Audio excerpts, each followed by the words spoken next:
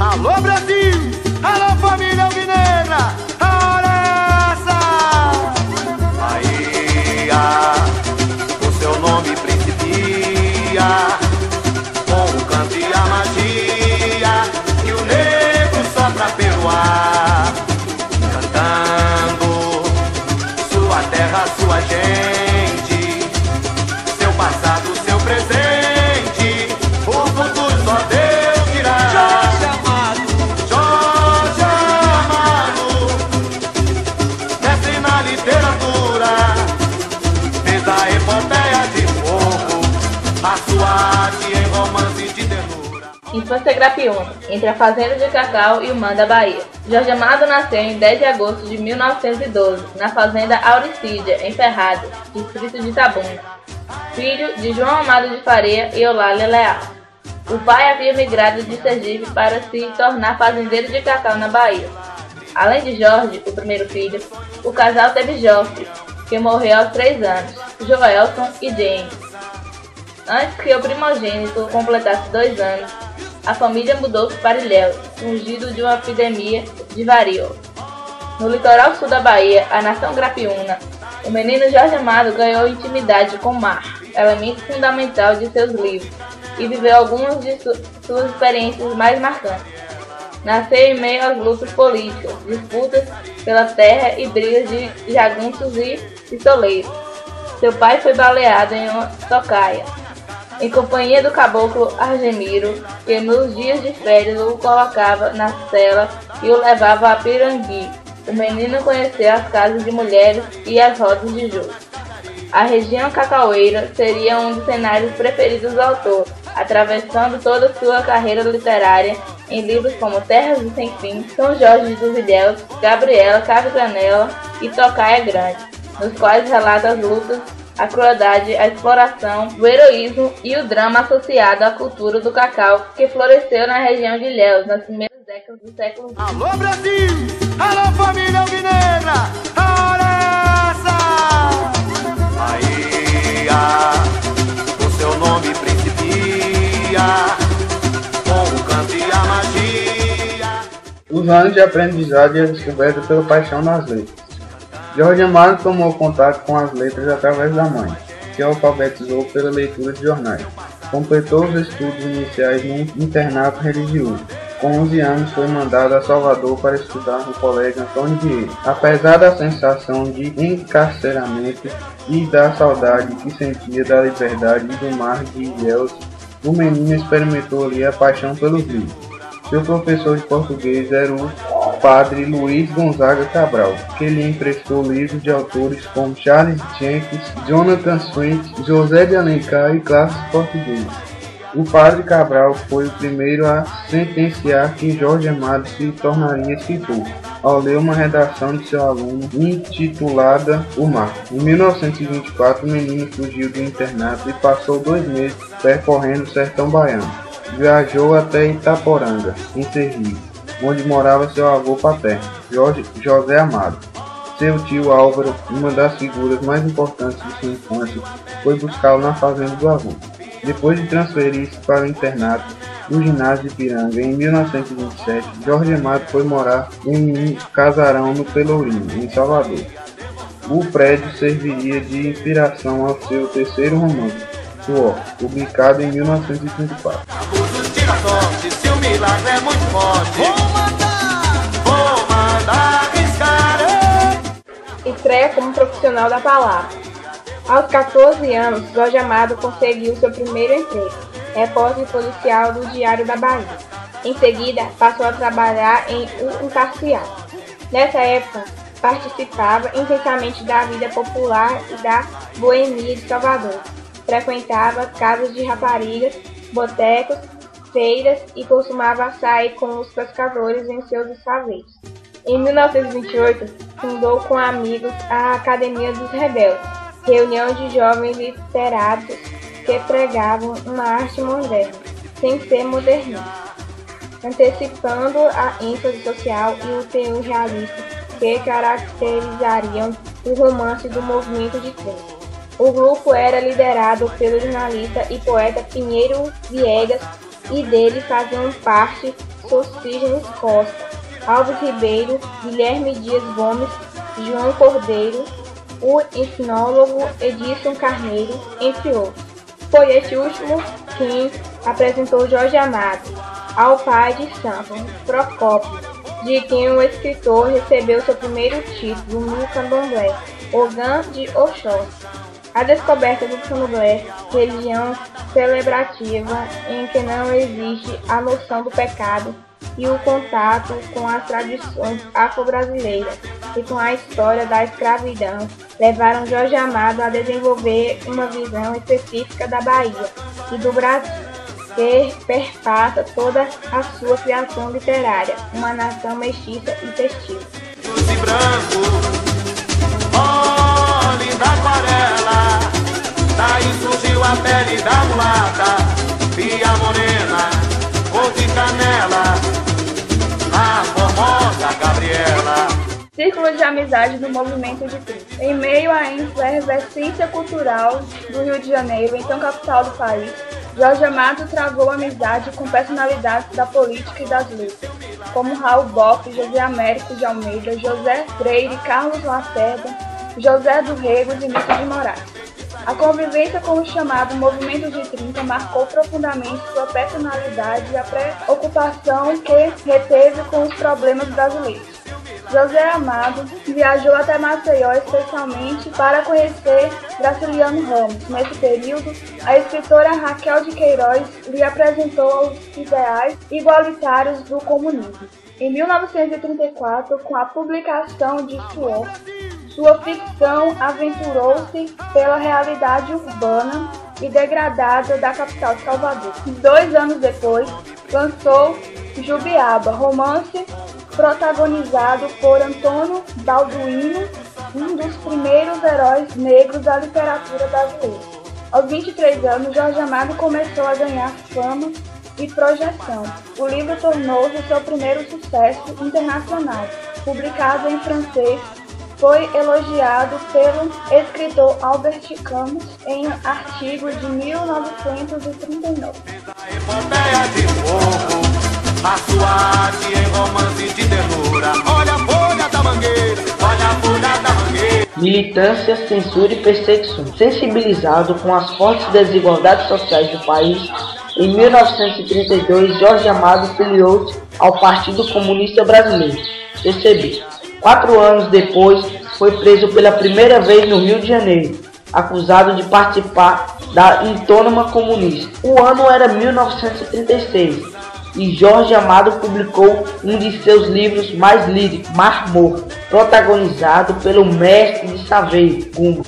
O livro inspirou o amigo Dorival Caymmi a compor a música É Doce Morrer no Mar. O romancista casou-se em 1933 com Matilde Garcia Rosa, na cidade de Estânia, em Sergipe. Com ela, Jorge Amado teve uma filha, Eulália Dália Amado, nascida em 1935 e falecida subitamente com apenas 14 anos. Em meados dos anos 30, Jorge Amado fez uma longa viagem pelo Brasil, pela América Latina e pelos Estados Unidos, durante a qual escreveu Capitães da Areia, 1937. Ao retornar, foi preso novamente, devido à supressão da liberdade política decorrente da proclamação do Estado Novo, 1937, regime de exceções instituído por Getúlio Vargas. Em Salvador, mais de 1000 exemplares de livros de Jorge Amado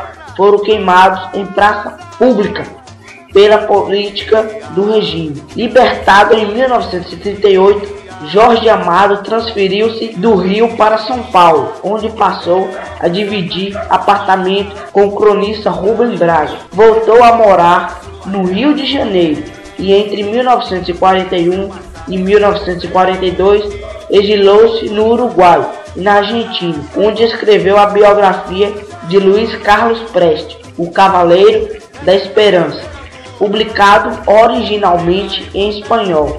Em Buenos Aires é proibida no Brasil. Ao retornar ao país, foi detido pela terceira vez agora em regime de prisão domiciliar na Bahia. Em 1943, escreveu para a coluna A Hora da Guerra, nas páginas de O Imparcial.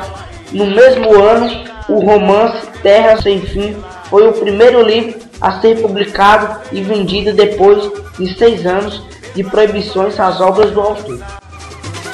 Para o renascer de um novo dia, negros, índios e brancos. A união com Zélia e a atividade política. Em 1944, Jorge Amado separou-se de Matilde, após 11 anos de casamento. No ano seguinte, em São Paulo, chefiava a delegação baiana no primeiro Congresso Brasileiro de Escritores, quando conheceu Zélia Gattai. A escritora se tornaria o grande amor de sua vida. Em 1947, nasceu o primeiro filho do casal, João Jorge. Quando o menino completou 1 ano, recebeu de presente do pai o texto Gato Malhado e a Andorinha Sem Ar, com desenhos de Caribé. Com Zélia, Jorge Amado teve também sua filha nascida em 1951. Jorge e Zélia oficializaram a união apenas em 1978, quando já eram avós. Em 1945, Jorge Amado foi eleito deputado federal pelo PCB para a Assembleia Constituinte. Assumiu o mandato no ano seguinte, e algumas de suas propostas, como a que instituiu a liberdade de culto religioso, foram aprovadas e virariam leis. Alguns anos depois, porém, o partido foi colocado na clandestinidade e Jorge Amado teve um mandato cassado. Em 1948, partiu para a Europa e fixou-se em Paris. Durante o período de exílio voluntário, conheceu Jean-Paul Sartre e Picasso, entre outros escritores e artistas. Em 1950, o governo francês expulsou Jorge Amado do país por motivos políticos. Gattai passou a morar na Tchecoslováquia e nos anos seguintes viajou pelo leste europeu, visitando a União Soviética, a China e a Mongólia. Escreveu seus livros mais engajados, como a trilogia Os Subterrâneos da Liberdade, publicada em 1954. Em 1956, após as denúncias de Nikita Khrushchev contra Stalin no 20º Congresso do Partido Comunista da União Soviética, Jorge Amado se desliga do PDC.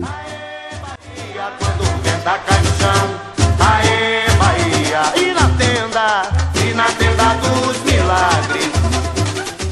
A Casa do Rio Vermelho e a vida entre Salvador e Paris. Jorge Amado vendeu os direitos de filmagem do livro Gabriela Cravo e Canela para o metrô Golden Mayer em 1961. Com o dinheiro, comprou um terreno em Salvador e construiu uma casa, onde passou a morar com a família em 1963. A casa da rua Alagoinhas, no bairro do Rio Vermelho, era também uma espécie de centro cultural. Além de abrigar um grande acervo de arte popular, Jorge Amado e Zélia recebiam amigos artistas e intelectuais e abriam as portas até para admiradores desconhecidos de vários lugares do Brasil e do mundo. Em 1983, Jorge e Zélia passaram a viver metade do ano em Paris, metade na Bahia. Na Europa, o escritor era reconhecido e celebrado como um dos maiores romancistas brasileiros. Usava seu apartamento no charmoso bairro de Marais, um lugar mais tranquilo que sua movimentada casa em Salvador, como um refúgio para escrever. Durante a década de 80, Jorge Amado escreveu O Menino Grapiúna, suas memórias de infância e o romance Tocaia Grande, 2 livros que retomaram o tema da cultura cacaueira que marcou o início de sua carreira literária. Nessa época, escreveu também O Sumiço da Santa. Em 1977, foi inaugurada a Fundação Casa de Jorge Amado, com sede em Casarão Restaurado do Pelourinho. A fundação possui em seu acervo publicações sobre o escritor, como teses, ensaios e outros textos acadêmicos, artigos de imprensa, registros de homenagem e cartas. Na literatura, fez a epopeia de fogo, a sua arte em romance de ternura. Olha a folha da mangueira. Os últimos anos. No começo da década de 90, Jorge Amado trabalhava em Dória, Os Vermelhos, romance que não concluiu, quando redigiu as últimas notas de memória que compõem Navegação de Cabordagem. Publicado por ocasião De seus 80 anos, em 1992, recebeu de uma empresa italiana a proposta de escrever um texto de ficção sobre os 500 anos do descobrimento da América. Produziu a novela A Descoberta da América pelos Turcos, publicada no Brasil em 1994. Durante a década de 90, a filha Paloma, ao lado de Pedro Costa, reviu o texto de suas obras completas, a fim de suprimir os erros que se acumularam ao longo dos anos e das sucessivas edições de seus livros. Em 1995, o autor foi agraciado com o Prêmio Camões, uma das maiores honrarias da literatura da língua portuguesa. Em 1996, Jorge Amado sofreu um edema pulmonar em Paris. Na volta ao Brasil, foi submetido a uma angioplastia, depois recolheu-se à casa do Rio Vermelho, com um quadro clínico agravado pela cegueira parcial que o deprimiu por impedi-lo a ler e escrever. O escritor morreu em agosto de 2001, poucos dias antes de completar 89 anos. Seu corpo foi cremado e as cinzas enterradas junto às raízes de uma velha mangueira no jardim de sua casa, ao lado de um banco onde costumava descansar à tarde em companhia às época.